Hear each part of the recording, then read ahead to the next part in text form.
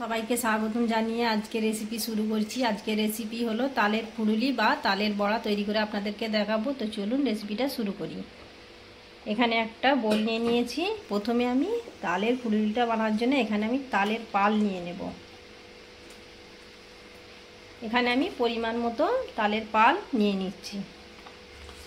আপনারা আপনাদের পরিমাণ মতো নিয়ে নেবেন,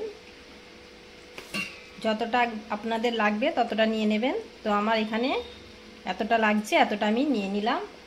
আর আমি এখানে দিয়ে দেব চিনি দিয়ে দিলাম। আপনারা চিনিটা স্বাদ মতো, আপনারা যে যেমন মিষ্টি খাবেন সেরকম চিনিটা দেবেন।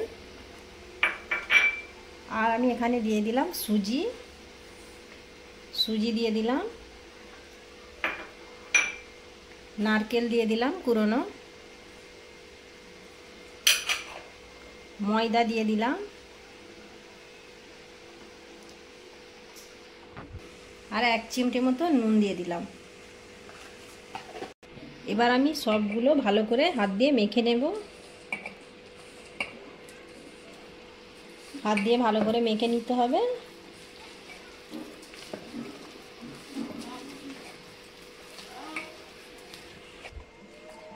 সবগুলো উপকরণ ভালো করে মেখে নিয়েছি, মাখাও হয়ে গেছে। দেখুন এরকম টাইট ভাব হবে, মাখাও হয়ে গেছে। এবার আমি 5 মিনিটের জন্য রেস্টে রেখে দেবো, তারপরে আমি ভেজে নেব।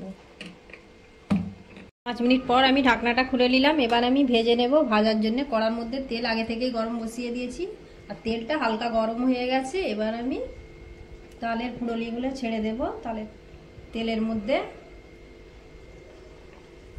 তেলের মধ্যে ছেড়ে দিলাম।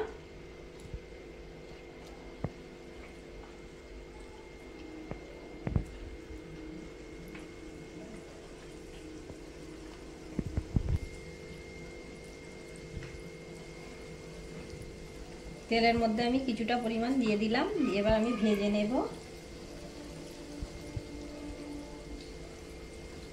আর গ্যাসের ফ্লেমটা আস্তেই রেখে আমি ভেজে নেব, না হলে ভিতরটা কাঁচা হয়ে যাবে আর বাইরেটা একদম লাল হয়ে যাবে।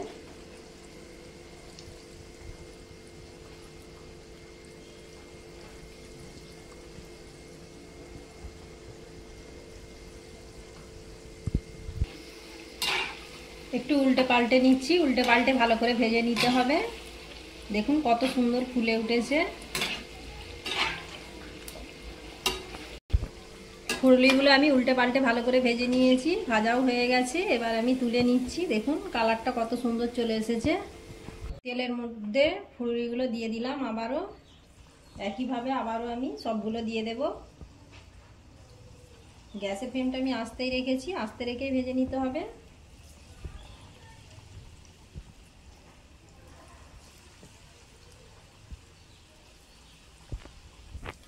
সবগুলো তেলের মধ্যে ফুলুলিগুলো দিয়ে দিয়েছি।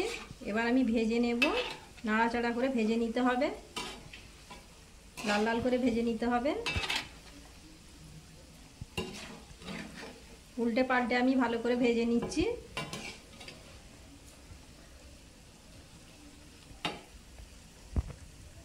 এভাবে সবগুলো ফুলুলি ভাজা হয়ে গেছে। এবার আমি তুলে নিচ্ছি। সবগুলো তালের ফুলুলি আমি ভেজে তুলে নিয়েছি। দেখুন কতটা দেখতে সুন্দর লাগছে। আর আপনাদেরকে একটা আমি ভেঙে দেখাচ্ছি ভিতরটা কত সুন্দর হয়েছে। দেখুন ভিতরটা একদম নরম, বাইরেটা একদম মুচমুচে হয়েছে। তো এইভাবে আপনারা বাড়িতে তৈরি করে দেখতে পারেন, খুবই ভালো লাগবে। আশা করছি আজকে রান্নাটা ভালো লেগেছে। ভালো লাগলে লাইক, শেয়ার, সাবস্ক্রাইব করে দেবেন। ভালো থাকুন, সুস্থ থাকুন। আবার দেখা হবে পরবর্তী ভিডিও নিয়ে।